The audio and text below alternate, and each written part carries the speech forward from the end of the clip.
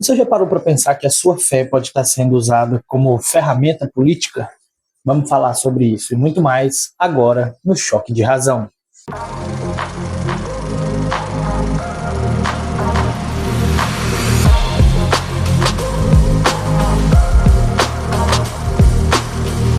Olá, eu sou o Laio Vinícius e sou o apresentador do Choque de Razão. Hoje nós vamos falar exatamente sobre isso, sobre o uso da fé na política, o uso da religião na política, que é um assunto muito delicado e um tanto quanto perigoso, pessoal. Vamos lá. O nosso parlamento hoje é composto por 40% da bancada evangélica. Né? Nós temos aí a bancada evangélica que compõe 40% da nossa Câmara dos Deputados. E o restante é dividido entre pessoas de esquerda, centro e etc. Mas hoje, pessoal, nós temos aí uma quantidade gigantesca de líderes religiosos, como Silas Malafaia, pastor Valdomiro Santiago, nós temos o André Valadão, nós temos aí uma centena de pessoas, Nicolas Ferreira, que utilizam da fé, da religião, para tentar colocar como a verdade absoluta tudo que eles falam. Por eles serem líderes religiosos, eles se colocam como mensageiros absolutos da verdade. E isso é um tanto quanto perigoso, porque tem muita gente que acredita nisso.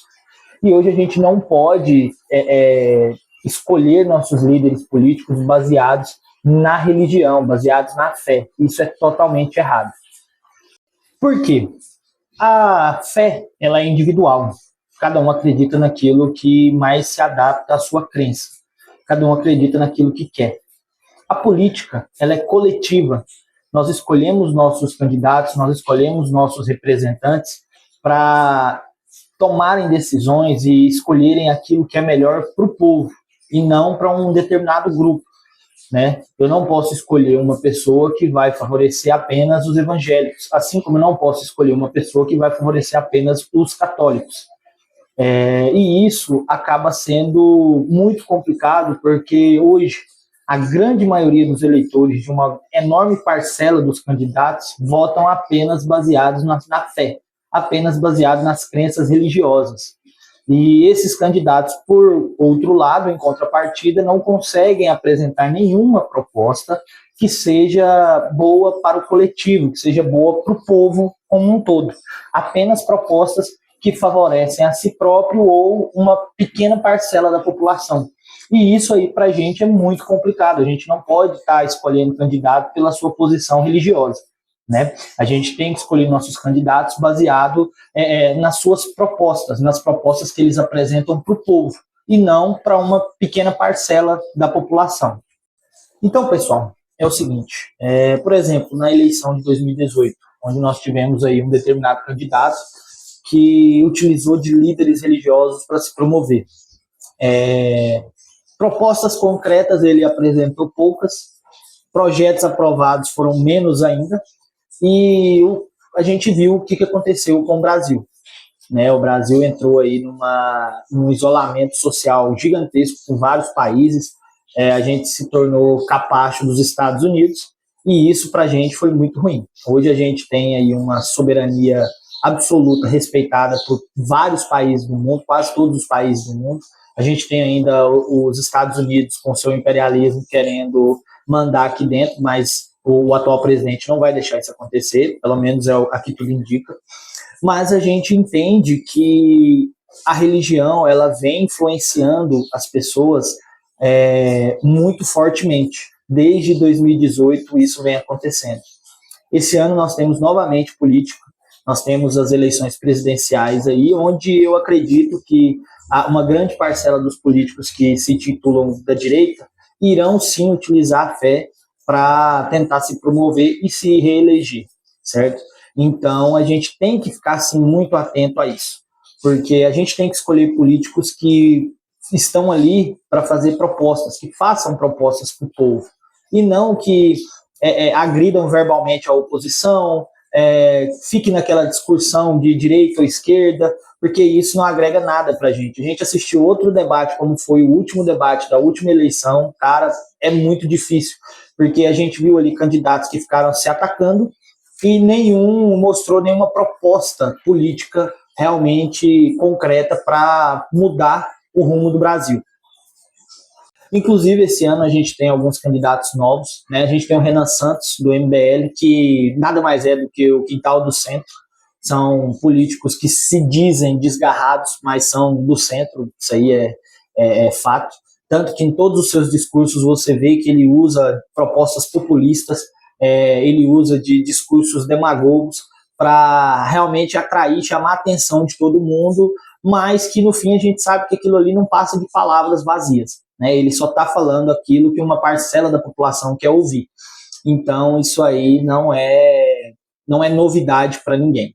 A gente tem o atual presidente, que também a gente viu o governo que se passou, né? Teve lados positivos e lados negativos. Então a gente também tem que saber muito bem pensar e ponderar o que foi bom, o que foi ruim, para tentar escolher de fato o voto. E a gente tem o Flávio Bolsonaro, que vem aí crescendo, né, nas pesquisas, de acordo com algumas pesquisas publicadas, ele vem crescendo o número de intenção de voto. Eu acredito que ele, assim como o pai dele, não vai fazer nada, até porque ele está na política há muitos anos e nunca fez nada de concreto, a não ser rachadinha. Então, eu acredito que a gente não vai ter muitas surpresas quanto a isso. Apesar de que ele já se mostrou convenientemente muito favorável aos Estados Unidos, né? Eu acredito que se ele for eleito, a gente vai ser aí um curral dos Estados Unidos, uma coisa que a gente não pode deixar acontecer de forma nenhuma. E a gente tem alguns outros candidatos também que somam uma pequena minoria dos votos. Mas a gente tem que escolher, sim, candidatos que estejam ali apresentando proposta. Então, se o seu candidato, se aquela pessoa que você está com intenção de voto começar a falar muito sobre religião e se colocar como verdade absoluta simplesmente porque ele acredita na religião X ou Y, esse candidato você tem que descartar. Isso aí é fato. Você tem que saber escolher seu candidato pelas propostas e não pela religião dele. O Brasil hoje é um país laico, um Estado laico. O que significa isso? Significa que nós não baseamos as nossas leis na religião. Porém, como eu disse em alguns vídeos anteriores, a gente não está muito longe de se tornar uma teocracia cristã, até porque a gente tem uma bancada evangélica muito grande na Câmara e eu acredito que se hoje tivesse uma votação para decidir isso, eu acredito que ela seria positiva para esse ponto.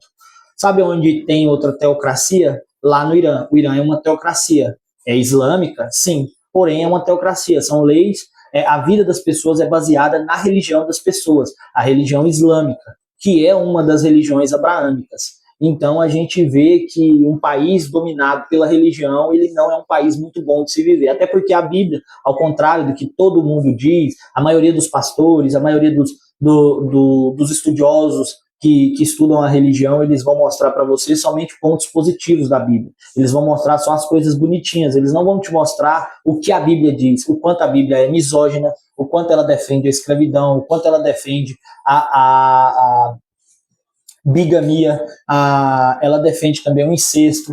Então, ela é um livro extremamente misógino, preconceituoso, e a gente não pode basear as nossas leis, as leis nacionais, em um livro assim.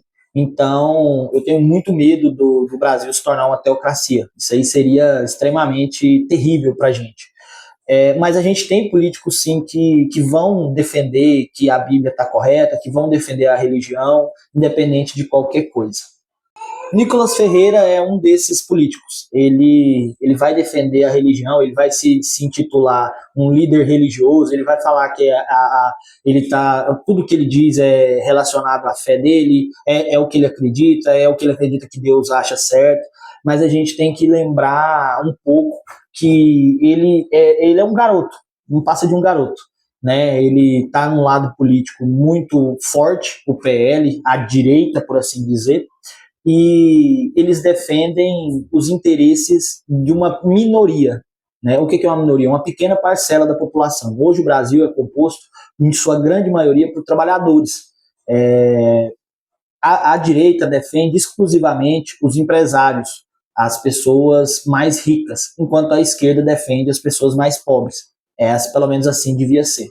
Então, esses políticos de direita, eles falam para você que o projeto do gás, auxílio gás, que fornece 2 botijões de gás para as famílias por ano, vai quebrar o Brasil. Eles dizem para você que pessoas que recebem um Bolsa Família vão quebrar o Brasil, mas eles não têm coragem de admitir que o salário que eles recebem, astronômico, não quebra o Brasil. A Câmara dos Deputados, por exemplo, é responsável por 1/3 da tributação nacional mensal.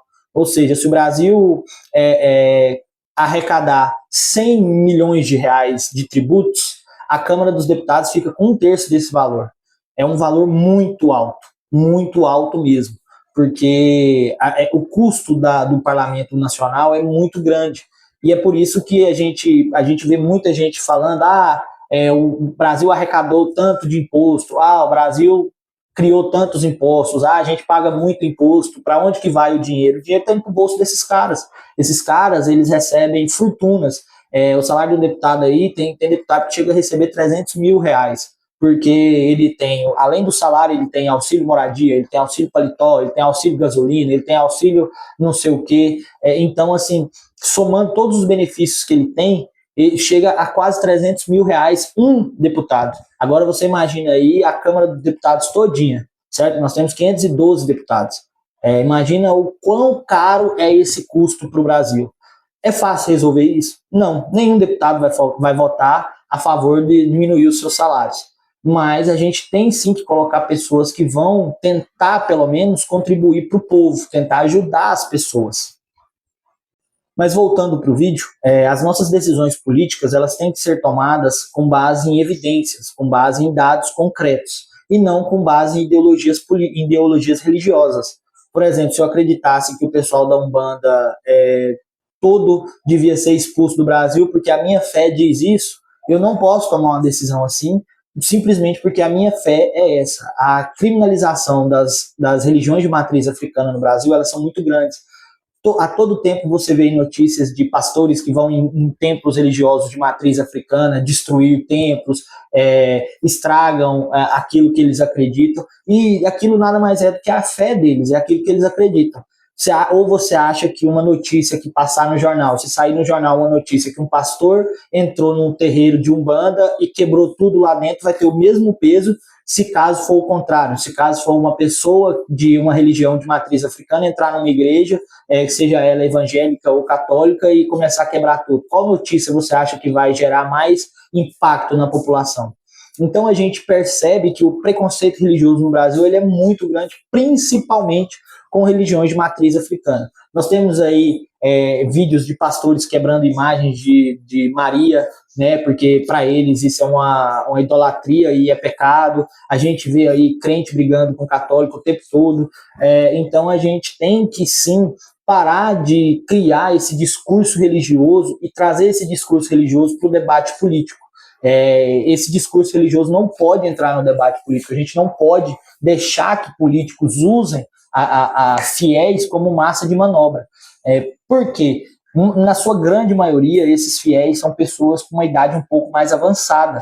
E essas pessoas elas vão acreditar em tudo que esses caras disserem, porque elas acompanham essas pessoas há muito tempo. Então, eles vão sim acreditar em tudo que esses pastores disserem, que esses padres disserem. E a gente não pode deixar que isso aconteça. Por isso, a gente tem que conscientizar principalmente os mais jovens, para que eles entendam e possam tentar passar isso para seus avós, para seus pais, que a gente não pode mais escolher político pela sua ideologia religiosa, certo? Bom, esse foi o vídeo de hoje, espero que você tenha gostado. Se você gostou, já se inscreve no canal, deixa seu like, deixa seu comentário, me fala aí qual a sua religião, o que você acha, tá? Eu espero que você tenha gostado desse conteúdo e me segue para mais vídeos como esse, tá bom? Um forte abraço e até o próximo vídeo.